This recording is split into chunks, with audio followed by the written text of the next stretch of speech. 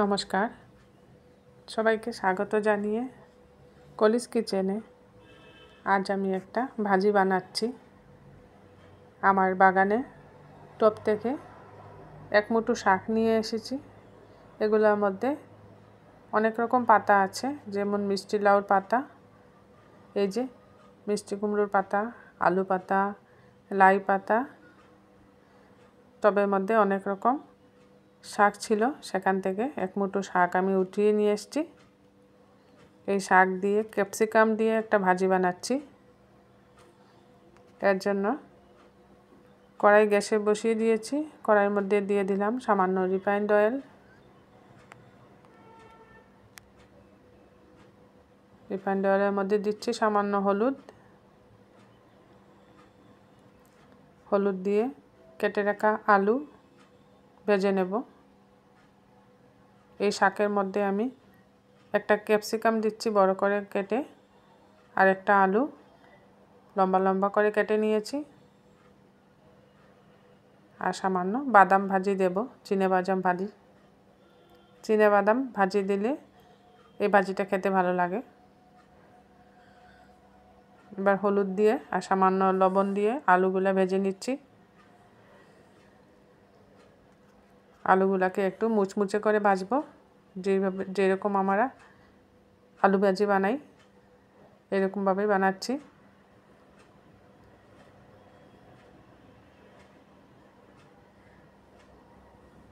গ্যাসের আঁচটা একদম কম করে দিয়ে ধীরে ধীরে আলুগুলাকে ভাজছি, যাতে আলুগুলা ভাজাও হয়ে যায়, নরমও হয়ে যায়।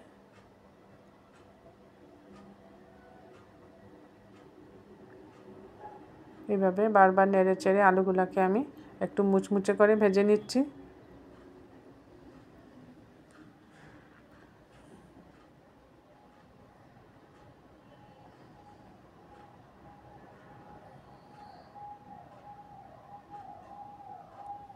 সুন্দরভাবে এক এক করে ভাজছি এগুলাকে।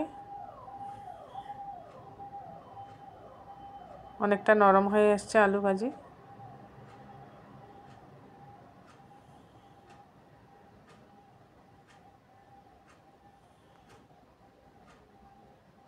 দেখুন খুব সুন্দর মুচমুচে লাল লাল হয়েছে ভাজিগুলা।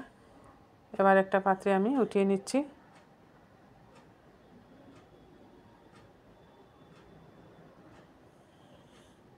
এবার এই আলু ভাজি তেলের মধ্যে ক্যাপসিকামগুলা ভেজে নেব। এখানে একটা বড় সাইজের ক্যাপসিকাম দিয়ে দিয়েছি, চিকন চিকন লম্বা লম্বা করে কেটে নিয়েছি ক্যাপসিকামটাকে। এটাকেও সামান্য লবণ দিয়ে আমি ভেজে নিচ্ছি।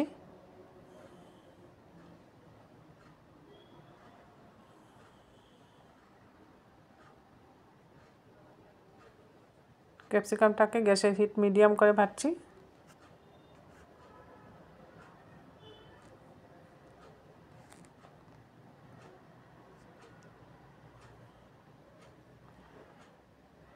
বারবার নাড়িয়ে ক্যাপসিকামটাকেও আলুর মতো ফ্রাই করে নিচ্ছি। একটু নরম হয়ে যাবে ক্যাপসিকামটা, তখনই আমি নামিয়ে নেব।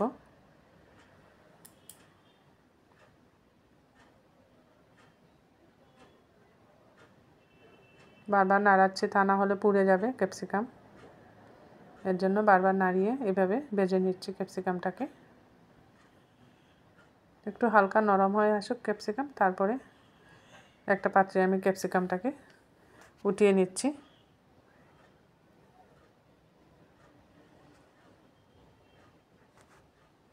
খুব সুন্দরভাবে ভাজা হচ্ছে, ক্যাপসিকামটাও নরম হয়ে এসছে, আর বেশিক্ষণ ভাজতে লাগবে না।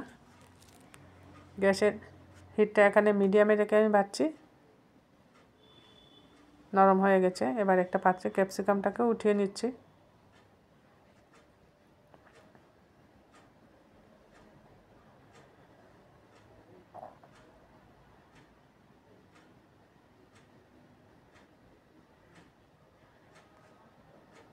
ক্যাপসিকাম দিয়ে এরকম শাকভাজি আগে নিশ্চয় আপনারা খান নাই, এই প্রথম আমি দেখাচ্ছি আপনাদেরকে ক্যাপসিকাম দিয়ে শাকভাজিটা। ফোড়নে সামান্য মেথি দিয়ে দিলাম ওই তেলের মধ্যেই। মেথিটাকে একটু ভালোভাবে ভেজে নিচ্ছি। মেথিটাকে খুব সুন্দর একটা গন্ধ বেরিয়ে আসবে। মেথির গন্ধটাই এই ভাজিটার মধ্যে খুব ভালো লাগবে। ভাজা ভাজা হয়ে গেছে মেথিটা।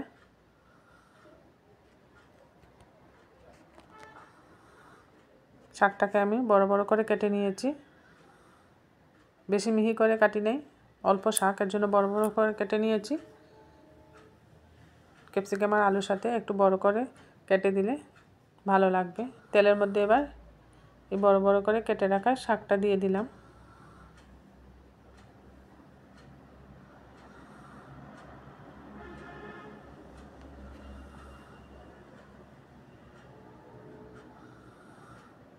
বাগানের টবে অনেক শাক হয়েছে, লাই শাক, পালং শাক, আলু শাক। এর মধ্যেও সামান্য লবণ দিয়ে দিলাম। লবণটা একটু বুঝে দিতে হবে, যেহেতু বারবার আমি একটু একটু করে লবণ দিচ্ছি। ক্যাপসিকাম ভাজিতেও দিয়েছি, আলুতেও দিচ্ছি, এবার শাকের মধ্যেও অল্প লবণ দিলাম।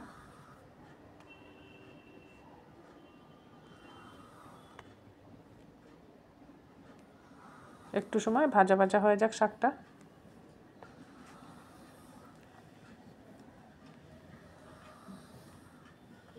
বারবার নাড়িয়ে এইভাবে আমি শাকটাকে একটু সময় ভেজে নিচ্ছি।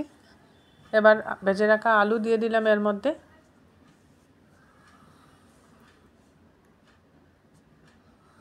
ক্যাপসিকামটাও দিয়ে দিলাম।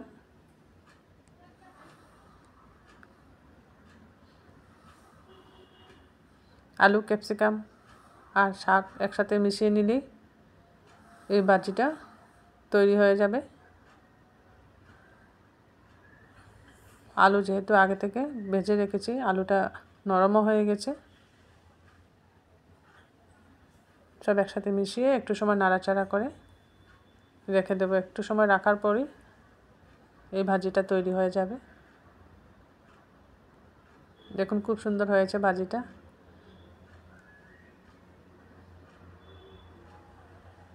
আলুও সিদ্ধ হয়ে গেছে।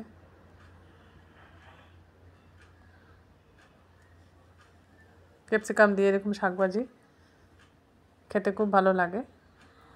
একটা অন্যরকম সেন্ট হয়। ক্যাপসিকাম আর মেথি দিয়েছি পুরনে। নামানোর আগে উপর থেকে সামান্য চিনেবাদাম ভেজে রেখেছিলাম, এই চিনেবাদামটা দিয়ে দিলাম।